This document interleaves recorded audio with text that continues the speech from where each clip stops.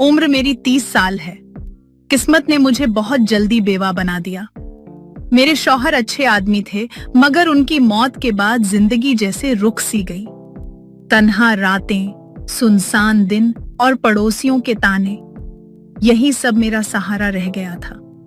मैं अक्सर सोचती थी कि औरत चाहे कितनी ही मजबूत क्यों ना हो, मगर उसको एक साथी की, एक सहारे की जरूरत हमेशा रहती है। दिल की गहराइयों में खालीपन घर बना ले तो इंसान हंसते हुए भी रोता है। एक दिन मुझे बाजार जाना था। सोचा रिक्शा ले लूं। गली के मोड़ पर खड़ा एक जवान सा रिक्शे वाला दिखा। चेहरे पर मुस्कुराहट, आंखों में शरारत और बात करने का ढंग कुछ अलग ही था। मैं बैठी और उसने रिक्शा चलाना शुरू किया। चलते ही बोला, बीबी जी आराम से बैठिए। मेरी सवारी कभी हिलती डुलती नहीं। मैं चौंकी और फिर हंस दी। अच्छा जी, मतलब आप बहुत स्टेडी चलाते हो? वो मुस्कुराया और बोला, अरे स्टेडी तो तब होता जब सड़क स्मूथ हो, लेकिन अगर सड़क उबड़ खाबड़ हो तो मजा दुगना हो जाता है। मैंने झेपते हुए कहा, मजा मतलब क्या? वो ठहाका मारकर बोला, अरे बीबी जी मतलब राइड इंटरेस्टिंग हो जाती है। मैं हंसते हंसते लाज से लाल हो गई। समझ नहीं आ रहा था कि ये सीधी बात कर रहा है या कुछ और इशारे हैं। थोड़ी देर बाद उसने कहा, बीबी जी आपका सामान भारी तो नहीं है? मेरी गाड़ी में जो बैठता है उसका पूरा बोझ मैं उठा लेता हूँ। मैंने धीरे से कहा, सामान तो हल्का है लेकिन दिल भारी है। वो हंसते हुए बोला, तो फिर दिल भी मुझे दे दीजिए, मैं उठा लूंगा, मेरा रिक्शा स्ट्रांग है। उसकी बात सुनकर मैं हंसी भी और दिल में एक हलचल भी हुई।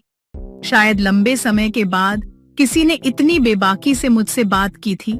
रास्ते भर उसकी बातें डबल मीनिंग से भरी रहीं। हर वाक्य पर मुझे लगता था कि ये कुछ और कह रहा है, लेकिन मतलब कुछ और निकलता। जैसे ही बाजार पहुंचे, उसने मुस्कुराते हुए कहा, बीबी जी मेरी गाड़ी आपको पसंद आई? अगर हाँ तो अगली बार भी सिर्फ मुझे ही बुलाइएगा। मैं वादा करता हूँ सफर आसान भी होगा और मजेदार भी। मैंने उसकी आंखों में झांका और सोचा, ये रिक्शे वाला है या मेरी तन्हा जिंदगी का नया सफर। तो दोस्तों, उस दिन रिक्शे वाले की बातें मेरे कानों में गूंजती रहीं। मैंने सोचा ये बंदा है तो बड़ा नटखट, मगर अजीब बात यह थी कि उसकी हर बात में एक ऐसा तड़का था जैसे आम दाल में लाल मिर्च का छौंक। सुनने में शरारती पर मतलब में सीधा। अगले हफ्ते मुझे फिर बाजार जाना पड़ा। मैंने सोच लिया, देखूं आज अगर वही रिक्शे वाला मिले तो मजा आ जाए। किस्मत देखिए, चौक पर खड़ा वही मिल गया। उसने मुझे देखते ही मुस्कुराकर कहा, मैडम आज तो लग रहा है घोड़ी फिर से दौड़ने वाली है।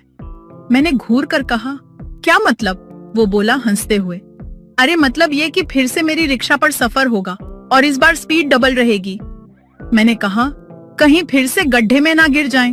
वो बोला, मैडम अगर गिरें भी तो मेरी गोद में ही गिरेंगी। सीट तो मजबूत है पर ड्राइवर उससे भी मजबूत। मैंने शर्माते हुए कहा, बातें तो ऐसे करते हो जैसे शादी ब्याह का मंडप यही रिक्शा हो। वो बोला तुरंत, अरे मैडम अगर चाहें तो बारात भी ले आऊं इसी पर। वैसे भी आजकल छोटी बारात और बड़ी दिलवाले ज्यादा चलते हैं। मैं हंस पड़ी। उसकी शरारती बातें मुझे खींच रही थीं। मैंने जानबूझकर पूछा, तुम्हारी रिक्शा रोज इतनी हिलती क्यों है? वो आंख दबाकर बोला, मैडम रिक्शा नहीं, ये तो दिल हिलता है जब आप बैठती हैं, वरना दूसरों के लिए तो बस मशीन है। उसकी बात सुनकर मुझे हंसी भी आई और अजीब सा सुकून भी। उसने रेडियो ऑन कर दिया। एक पुराना गाना बज रहा था, जो तुमको हो पसंद वही बात कहेंगे। मैंने मजाक में कहा, अगर मैं कहूँ स्पीड कम करो तो मानोगे? उसने झट से जवाब दिया, अगर आप कहें तो रिक्शा क्या, मेरी सांसें भी रोक दूं। मैंने सोचा ये आदमी बातें बनाना जानता है, पर ये सिर्फ बातें हैं या कुछ और भी? ये सस्पेंस मेरे दिल में बढ़ता जा रहा था। उस दिन रिक्शा से उतरते वक्त मैंने जानबूझकर पूछा, भैया तुम्हें थकान नहीं होती? वो हंसकर बोला, मैडम थकान तब होती है जब बोझ ढोया जाए। आप तो खुशबू हैं, आपको उठाकर तो जान में जान आ जाती है। मैंने चुपचाप मुस्कुराकर उसे पैसे दिए। वो फिर आंख दबाकर बोला, मैडम ये किराया है या नजराना? मैं घर पहुंचकर देर तक सोचती रही, क्या ये शरारती बातें सिर्फ मजाक थीं या किसी छुपे इरादे की दस्तक। तो जनाब, अब आती हूं उस दिन पर जब मेरी जिंदगी का सबसे बड़ा मोड़ आया। उस दिन बाजार से लौटते हुए बारिश शुरू हो गई। सड़कें गीली, हवा में मिट्टी की खुशबू और मैं अकेली छतरी ढूंढ रही थी। तभी दूर से वही रिक्शे वाला आते दिखा। वो हंसते हुए बोला, मैडम, लग रहा है आज बारिश हमें और करीब ले आएगी। मैंने कहा, इतनी बारिश में तुम्हारी रिक्शा भीग जाएगी। वो बोला, मैडम, रिक्शा भीग जाए तो नया खरीद लेंगे, पर अगर आप भीग गई तो मेरा दिल भीग जाएगा। मैं उसके रिक्शे में बैठ गई। रास्ता लंबा था और बारिश की बूंदें टप टप गिर रही थीं। वो ड्राइव करते करते अचानक बोला, मैडम, आप अकेली रहती हैं, थकान नहीं होती?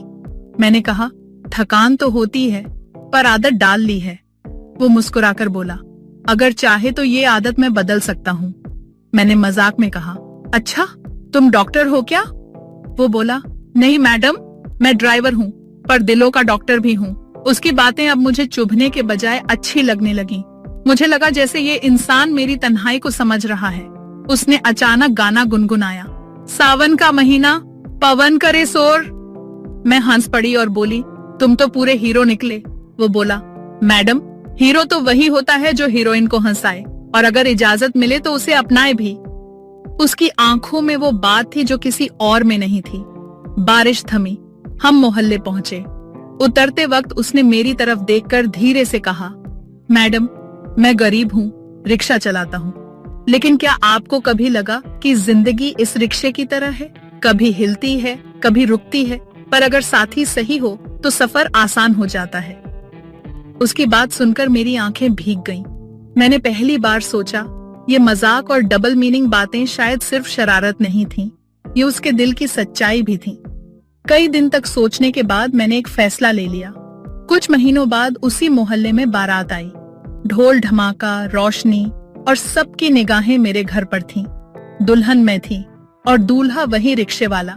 लोग हैरान थे, कुछ हंस रहे थे, कुछ ताने दे रहे थे, पर मैं सिर्फ इतना सोच रही थी, जिंदगी का असली सफर उसी के साथ अच्छा है जो हर मोड़ पर हंसा सके और संभाल भी सके। उस दिन मुझे एहसास हुआ कि तन्हाई का इलाज महंगे डॉक्टर नहीं, बल्कि सच्चा इंसान होता है, और मेरा वो इंसान मेरा रिक्शे वाला ही निकला।